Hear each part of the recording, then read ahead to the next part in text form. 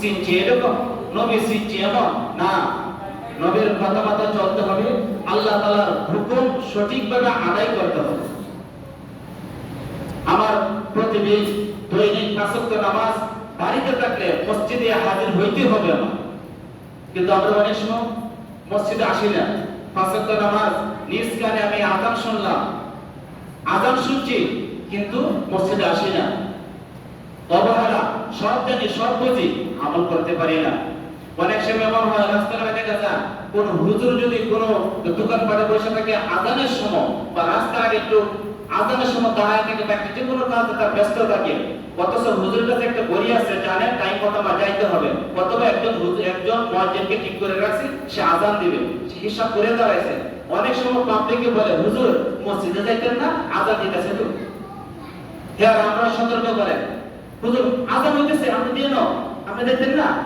তো বুঝা থাকে হুজুরের সাথে নামাজ পড়বো, হুজুরের সাথে আযান দিব। আমারই নিজেও করছে, হুজুর আযান হইতেছে মসজিদে, আপনি দেখতেন না। আমি চাকরি করে, আমি সেটা জানি, আমি কিয়ামত করি, কোন সময় আমার জানা আছে, আমি তো যাবো, আপনাকেও জান না। নিজে আমল করতে হবে, নিজে আমল করতে হবে। কি করে ফজরের আযান দেয়, বরকার সময় ভুল হইল, সকালে বলে হুজুর আজকে আযানটা কেন দিছে, ভুল হইছে, কিন্তু নামাজ আসে নাই। ভুল করতে পারে, নামাজ আসতে পারে না। আফসোসের বিষয়, সব জানে সব বোঝে, কিন্তু মসজিদে আইতো না। এমন যাতে না হয়। একটা আয়াত তেলাওয়াত করছি যে ইয়া আইয়ুহাল্লাযীনা আমানু, হে ঈমানদার গণেরা, উদখুলু ফিস সিলমি কাফা, পরিপূর্ণভাবে ইসলামের মধ্যে প্রবেশ করো, পরিপূর্ণ। কিছু মানলাম, কিছু মানলাম না। নামাজ পড়ি, রোজা রাখি না, পরিপূর্ণ হইলাম না। রোজা রাখি, নামাজ পড়ি না, পরিপূর্ণ হইলাম না। হ্যাঁ, সব করি, টাকা আছে, যাকাত দিব না, পরিপূর্ণ হইল না। শরীয়তের মধ্যে আল্লাহ তাআলা কি করতেছে, পরিপূর্ণ প্রবেশ করতে হবে, পরিপূর্ণ। যেমন একটা শরীরের মধ্যে সকলের একটা জামা আছে, আমি যদি একটা জামাটা গায়ে দেই, শুধু একটা হাতা দেব, অর্ধেক শরীর, আর একটা হাতা দেব, আর একটা হাত আমার এই জামার ভিতরে ঢুকাই নাই, এটা কি পরিপূর্ণ জামা পরছি আমি? পরি নাই। দুটোটা হাত আমার জামার ভিতরে ঢুকাইতে হবে, শরীরে আমার আপন করতে হবে, রাখতে হবে, তাহলে তো পরিপূর্ণ একটা জামা পরছে।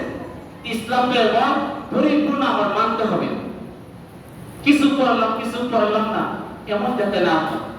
একটা আল্লাহ রাসূলের অসংখ্য হাদিস থেকে একটা হাদিস তেলাওয়াত করেছি যে মানুষ যখন মৃত্যুবরণ করে তখন কি সকল মানুষ মৃত্যুবরণ করার পরে আমলের দরজা বন্ধ হয়ে যায়। ওই মৃত্যু ব্যক্তির আর ক্ষমতা থাকে না আর আমল করার মতো। তখন ওই ব্যক্তি আমাদের দিকে তাকায় থাকে, ছেলের সন্তান দিকে তাকায় থাকে, ছেলের সন্তান যদি আমার জন্য দোয়া করে এই কবরের মধ্যে ঢুকবে। তারা আমাদের দিকে তাকায় থাকে, কিন্তু কি করতে হবে? তাকায় যদি থাকে, তারা তো মনে হয় কোনো আমল করার সুযোগ নাই। আমরা যদি দোয়া করি অথবা নিচে যদি দুনিয়াতে কিছু করে যেতে পারে, আল্লাহ তাআলার কাছে অবশ্যই সে পাবেন। আর যদি ত্রুটি কিছু থাকে, আমরা যদি তাদের জন্য দোয়া করি, ছেলের সন্তান যদি দোয়া করে, স্ত্রী যদি দোয়া করে, এই দোয়া তার কবরের মধ্যে ঢুকবে। কিন্তু ওই ব্যক্তির কোনো পাওয়ার থাকে না আমল করার মতো। কিন্তু এটা কথা হচ্ছে যে মানুষ মৃত্যুবরণ করার পরে সে ব্যক্তি আমল আর করতে পারে না, আমলের দরজা বন্ধ হয়ে যায়।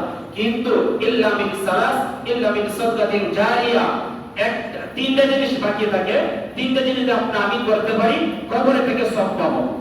একটা হইতেছে কি ইল্লা মিন সাদকাতিন জারিয়া, সদকা জারিয়া করা আল্লাহর রাস্তায়। সদকা জারিয়া অনেক ধরনের আছে। এদিন হচ্ছে শুক্রবারে রাস্তার পাশে একটা বাথরুম করে দিলেন, মাসে 1000 টাকা পূরণ করলো, এটা সদকা জারিয়া। রাস্তার মধ্যে একটা টিউবওয়েল বসায় দিলেন, মানুষে পানি খাবে, এটা সদকা জারিয়া। রোডের পাশে একটা পুকুর করলেন, মানুষে গোসল করবে, এটা সদকা জারিয়া। রাস্তার পাশে একটা গাছ লাগাইছেন, গাছের মধ্যে ফল হইতেছে, পশু পাখি খাইতেছে, মানুষ খাইতেছে, এটা সদকা জারিয়া। রুদ্র উঠছে, রুদ্র যখন উঠছে গাছের নিচে বসে থেকে বিশ্রাম করবে, এটা সদকা জারিয়া। সদকা জারিয়া অনেক ধরনের আছে। আপনার মসজিদ করছেন, মাদ্রাসা করছেন, টাকা পয়সা দান করছেন, ওইটা সদকা জারিয়া। ইল্লা মিন সাদকাতিন জারিয়া আও ইলমিন ইনতাফাউ বি আও ওয়ালাদিন সালিহিন ইয়াদউ লা। দুই নাম্বার হইতেছে যে আপনি ইলম শিখছেন আর একজনকে শিখায়া গেছেন। আপনি শিখছেন, একজনকে আবার শিখাইছেন, শিখানোর পরে ওই ব্যক্তি যত আমল করবে, তার ছাত্র যত আমল করবে, ওই আমলের থেকে কিছু অংশ যে পরিপূর্ণ সে কি তার কবর থেকে সে পাইতে থাকবে। আর একটা কি, এই দুইটা গেল। তিন নাম্বার হলো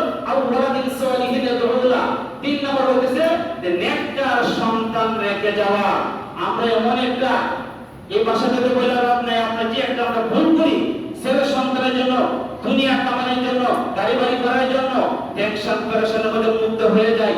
ছেলেকে কিভাবে প্রতিষ্ঠিত করা যায়, মেয়েকে কিভাবে কোন জায়গায় পড়ানো যায়, সবকিছু করি। আমি যখন কবরে চলে যাব কি অবস্থা হবে, ছেলে কি করতে পারে, মেয়ে কি করতে পারে।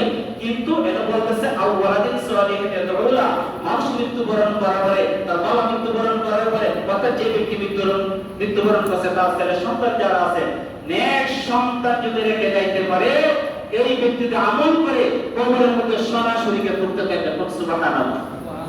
নেক সন্তান রেখে যেতে হবে তো, কিন্তু আমরা কি করি, নেক সন্তান ইল্লা মাশাআল্লাহ তো একজন পাওয়া যায়, সবাই করতে পারে না। ছেলেটা হইলে এদিক সেদিক শিক্ষা দিব, হ্যাঁ অনেক ধরনের শিক্ষা দিয়ে এদিকে চলে যা, টাকা পয়সা কামা, টাকা পয়সা কামানো কোনো নিষেধ না, ফরজ করতে হবে। কিন্তু আমার ছেলেটা, আমার মেয়েটা ইসলামের উপরে আছে কিনা আমার দায়িত্ব। আমার ছেলেটা মেয়েটা আমার কোরআন শিক্ষা দিতে হবে, হাদিস শিক্ষা দিতে হবে, যতটুকু প্রয়োজন এলম শিক্ষার জন্য ততটুকু আমার ছেলে মেয়েকে শিক্ষা অবশ্যই দিতে হবে। তাহলে ওই ব্যক্তি যদি ছেলের শিক্ষা দেয়া যায়, অবশ্যই উনি কবরের পাশে বলবে রব্বির হামহুমা কামা রাব্বায়ানা সগীরা, রব্বির হামহুমা কামা রাব্বায়ানি সগীরা। আল্লাহ আমার আব্বারে কি করো, মা বাপকে আমাকে যেভাবে লালন পালন করেছে, আল্লাহ তুমি আমার মা বাপকে লালন পালন করো। অনেক ধরনের দোয়া আছে, আরো দোয়া আছে, অনেক ধরনের কোরআন তেলাওয়াত করে, সূরা ইয়াসিন পড়ে, সূরা ওয়াকিয়া পড়ে, সূরা রহমান পড়বে, সূরা মুলক পড়বে, কবরের পাশে দাঁড়ায়া। কিন্তু এরকম যোগ্যতা আমার ছেলে মেয়েদেরকে দেয়া যাইতে হবে। মেয়েরা তো কবরে যেতে পারবে না, ছেলেদেরকে দেয়া যাইতে হবে। মেয়েরা ঘর থেকে পড়বে, কবরের মধ্যে সরাসরি ঢুকবে। সদকা জারিয়া, নেক সন্তান রেখে যাওয়া। কিন্তু নেক সন্তান আমরা করতে পারি না। এমন শিক্ষা দেই, এমন কাজে রাখি, এমন পরিবেশে রাখি, আমার ছেলে আমার কারণে গুনাহ করতেছে, আমার মেয়ে আমার কারণে গুনাহ করতেছে। যদি গুনাহ করে থাকে, একটু আগে বললাম সদকা জারিয়া যখন যেভাবে কবরের মধ্যে ঢুকে ভালো কাজ করলে, ঠিক সেই রকম গুনার কাজ যদি করে আমার ছেলে মেয়ে যদি করে, গুনার কাজ করলেও কবরের মধ্যে ঢুকবো, আযাব হইব। ভালো কাজ করলে ভালোটা ঢুকবে, খারাপ করলে খারাপটা ঢুকবে। আল্লাহ তাআলা সকলকে আমল করার তৌফিক দান করুন। সকল বলেন আমিন। আর হুজুর আইছে কেন, হুজুরের কিছু কথা বলবেন, কিছু কথা বলতে হলে কোরআন তেলাওয়াত করে কিছু বিলাপ করে আমরা দোয়া করে দেব। এদিকে আসুন।